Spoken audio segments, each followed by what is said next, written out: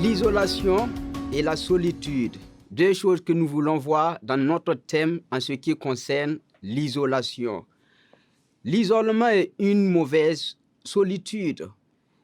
Les deux situations sont proches, il s'agit d'être seul et pourtant il y a une très grande différence entre les deux. Le mot isolement exprime la douleur d'être seul. Solitude exprime la gloire d'être seul. Voilà une présentation intéressante de ces deux termes. Est-ce qu'il y aura des vertus à la solitude?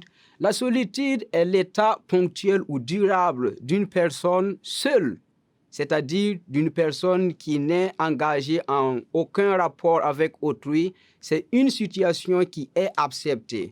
Lisons dans Luc chapitre 5, verset 15 jusqu'au verset 16.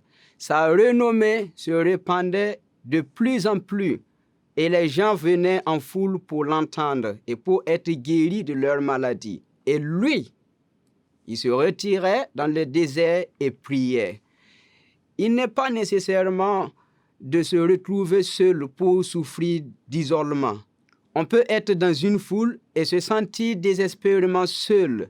C'est un des maux de nos temps modernes. Et malheureusement, cette triste réalité a tendance à cacher les bienfaits de la solitude. Bien-aimés, les églises, les bâtiments sont fermés, mais la vraie église n'est pas fermée, car la vraie église, c'est vous et c'est moi. L'isolement est la description d'une situation où un individu est séparé de tout son environnement. C'est une situation qui est subie.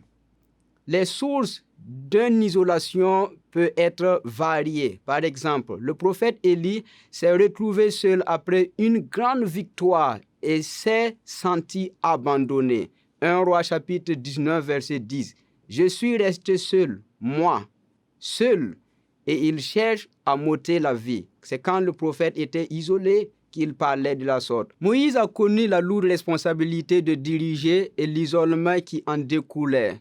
Nombre chapitre 11, verset 14, nous lisons « Je ne puisse pas à moi seul porter tout ce peuple, car il est trop pesant pour moi. » Vous voyez, il était dans un milieu qu'il conduisait tout le peuple. Or, cependant, il était isolé.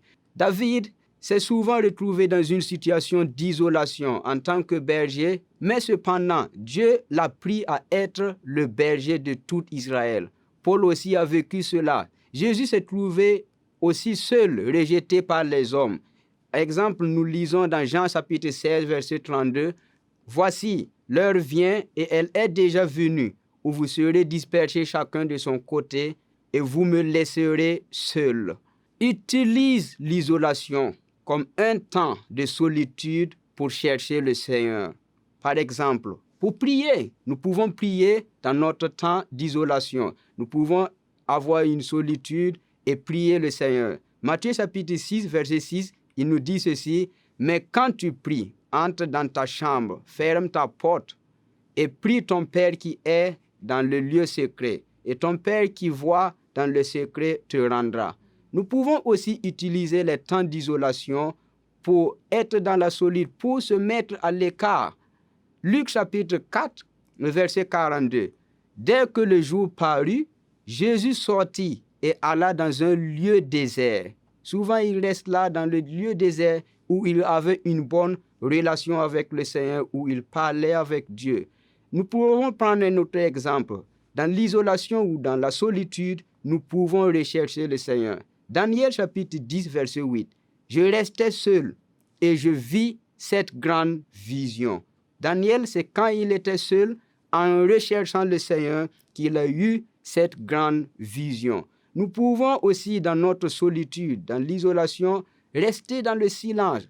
Lamentation chapitre 3, verset 28. « Il se tiendra solitaire et silencieux, parce que l'Éternel le lui impose. » Aussi, pour trouver le repos physiquement et spirituellement. Marc chapitre 6, verset 31. Jésus leur dit, « Venez à l'écart, dans un lieu désert, et reposez-vous un peu, car il y avait beaucoup d'allants et venants, et ils n'avaient même pas le temps de manger. » Souvent, dans l'isolation, ou disons dans les temps de solitude, nous pouvons gérer le deuil et la souffrance. Après l'annonce de l'exécution de Jean, Jésus s'est mis à l'écart en voyant les disciples dans la barque et renvoyant la foule. Puis il est retourné à son ministère. Matthieu chapitre 15, verset 23. Quand il eut renvoyé, il monta sur la montagne pour prier à l'écart. Et comme le soir étant venu, il était seul là. Il était là seul. Ne nous trompons pas en rejetant la solitude. S'il est vrai que l'isolement tue en enfermant et nous coupant de la réalité, la solitude, elle vivifie et renouvelle nos forces. Dieu ne nous abandonne pas. Il place ceux qui sont seuls dans une famille et avec amour, il nous conduit de plus en plus près avec lui. En nous mettant à l'écart, Jésus nous donne cette promesse expérimentée par lui-même qui est certaine. Jean chapitre 16, verset 32.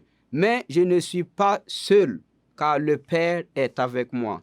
Pour terminer, nous pouvons utiliser ces temps d'isolation pour rechercher le Seigneur, être seul avec lui. Les temps d'isolation auxquels nous traversons, nous pouvons les utiliser pour avoir une bonne relation avec notre famille, communiquer avec eux et surtout approfondir notre relation avec le Seigneur. Que le Seigneur vous bénisse.